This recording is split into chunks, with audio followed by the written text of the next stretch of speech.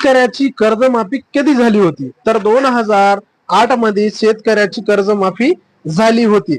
माननीय 2000 केंद्र सरकारनं 2008 मध्ये शेतकऱ्याची कर्जमाफी केली होती. त्याच्यामध्ये 60,000 कोटी रुपयाचा एवढा निधी त्यांनी शेतकऱ्याच्या कर्जमाफीचा विषय घेतलेला होता, म्हणजे 2008 मध्ये. त्याच्यानंतर शेतकऱ्याची कर्जमाफी 2017 मध्ये झाली होती, जेव्हा फडणवीस सरकारच्या महायुतीचे सरकार होते, त्या म्हणजे सरकारच्या 34,020 कोटी रुपयाचा एवढा निधी 2017 मध्ये सरकारच्या कर्जमाफीचा विषय घेतलेला होता. त्यानंतर शेतकऱ्याची कर्जमाफी 2019 मध्ये झालेली होती. तेव्हा महाविकास आघाडीचे सरकार होते, त्या माध्यमातून सरकारने जेव्हा महाविकास आघाडीचे सरकार होते तेव्हा 2019 मध्ये 2 लाखापर्यंत सरसगट कर्ज माफ केलेले होतं. आता नियमित कर्ज फेडणाऱ्या शेतकऱ्याला 50,000 रुपये प्रोत्साहन अनुदान म्हणून जाहीर केलेलं होतं 2019 मध्ये.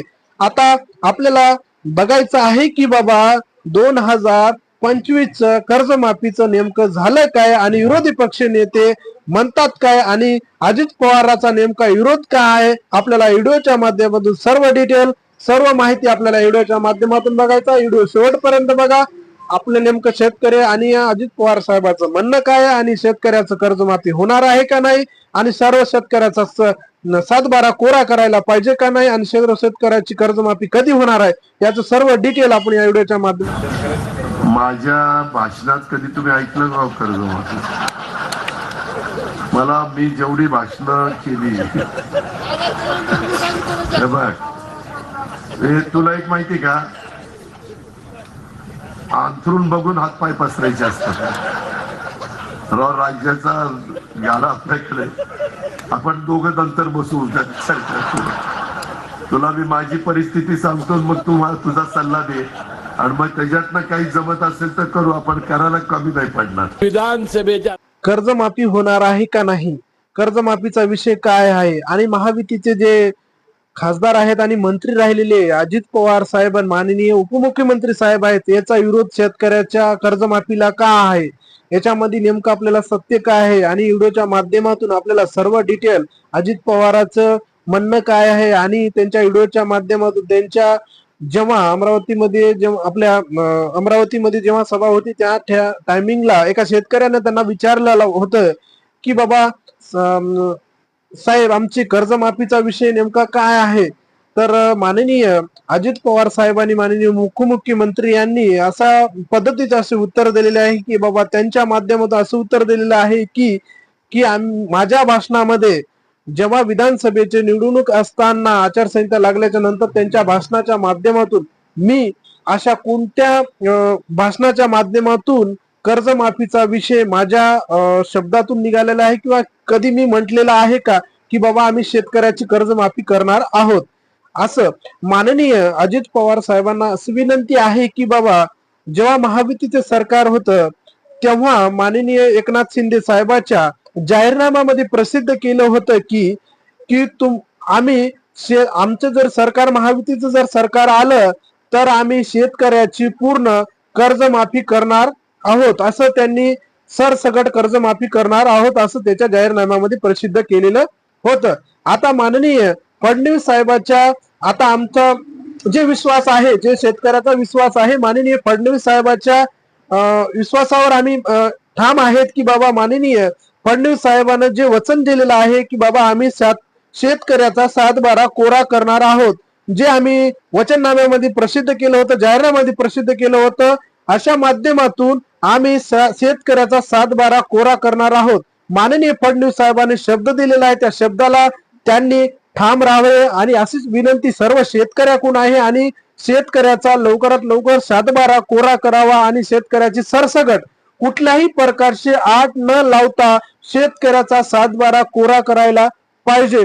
म्हणजे कुठल्याही प्रकारचे 2 लाखाच्या वर किंवा 3 लाखाच्या वर किंवा अशी सरसगट त्यांनी 2 लाख असो किंवा 3 लाख असो, जे काही तुमची आट आहे किंवा कुठल्याही प्रकारच्या याच्यामध्ये तुम्ही हे लावू नका, म्हणजे तुमचा निकष वगैरे कुठल्याही प्रकारचा लावू नका. जे शेतकऱ्याचं पेंडिंग वगैरे आहे शेतकऱ्याचं अशा माध्यमातून सर्व शेतकऱ्याचं कर्जमाफी करायला पाहिजे. माननीय जे अजित पवार साहेबांचं म्हणणं आहे की बाबा लाडक्या बहिणीच्या ज्या माध्यमातून पैसे वाटप होत आहेत त्याच्यामध्ये राज्य सरकारच्या शासनाच्या तिजोरीमध्ये कुठल्याही प्रकारचा आर्थिक मदत नाही. त्याच्यामुळं राज्य सरकारला कुठल्याही प्रकारचा निधीचा साठा उपलब्ध नसल्यामुळं आम्ही शेतकऱ्याची कर्जमाफी म्हणजे करणार नाहीत किंवा करणं होणार नाही. म्हणजे आतरून पांघरून पाय पसरण्यासारखे असे शब्द ते माननीय अजित पवारांच्या भाषणाच्या माध्यमातून हे केलेले जात आहेत असं पण आमच्या जे माननीय मुख्यमंत्री आहेत फडणवीस साहेब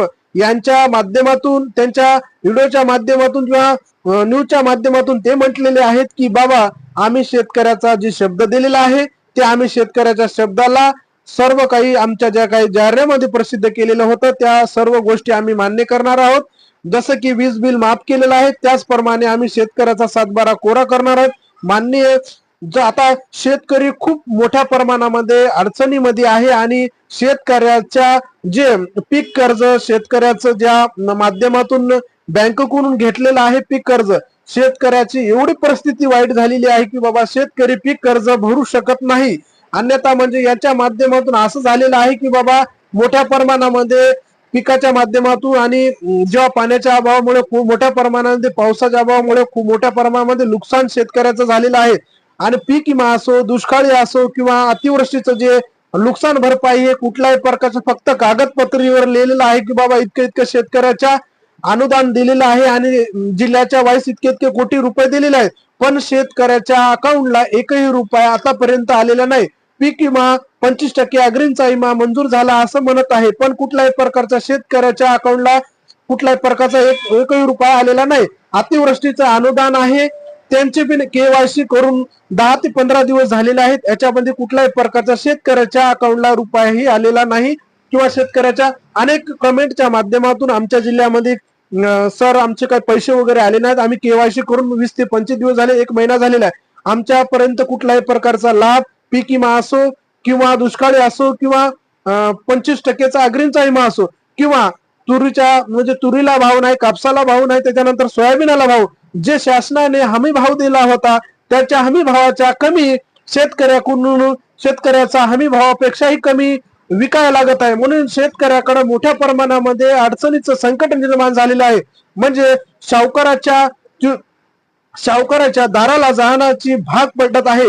म्हणून शेतकऱ्याच्या आत्महत्याचे प्रमाण वाढण्याचं प्रमाण वाढत आहे. ज्याप्रमाणे शेतकऱ्याच्या जे आता शेतकऱ्याला पुढचा पर्यायही नाही म्हणून शेतकऱ्याच्या मोठ्या प्रमाणामध्ये शेतकऱ्याच्या आत्महत्या करण्याचं प्रमाण वाढणार आहे.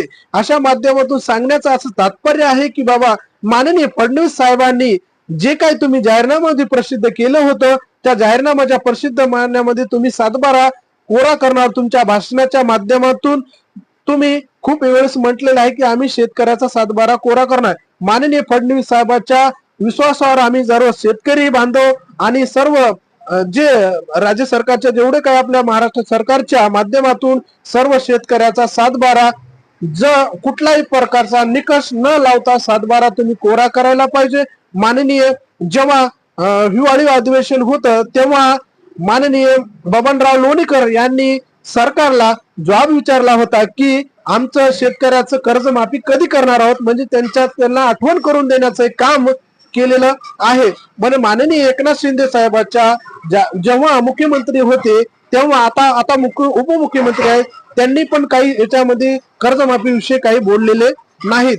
जेव्हा सुप्रिया सुळे यांनी विरोधी पक्ष नेते शरद पवारच्या गटातल्या ज्या आहेत खासदार आहेत त्यांनी सुप्रिया सुळे यांनी म्हटलेलं आहे की बाबा आमचा विश्वास माननीय फडणवीस साहेबांवर आहे आणि शेतकऱ्याचा 7/12 कोरा करावा अशी विनंती त्यांनी केलेली आहे. अशा माध्यमातून असेच शेतकऱ्याविषयी कर्जमाफी व्हायला का नाही पाहिजे किंवा सरकारच्या महायुतीच्या सरकारने जेव्हा शेतकऱ्याला म्हणजे शेतकऱ्यानं बहुमताने महायुती सरकारला मोठ्या प्रमाणामध्ये निवडून दिलेलं आहे आणि त्यांच्या जेवढं काही त्यांच्या जेवढ्या म्हणजे बहुमताच्या जास्त त्यांनी निवडून दिलेलं आहे. अशा माध्यमातून सरकारनं महायुती सरकारनं शेतकऱ्याकडे लक्ष देऊन शेतकऱ्याचा 7/12 लवकरात लवकर कोरा करावे.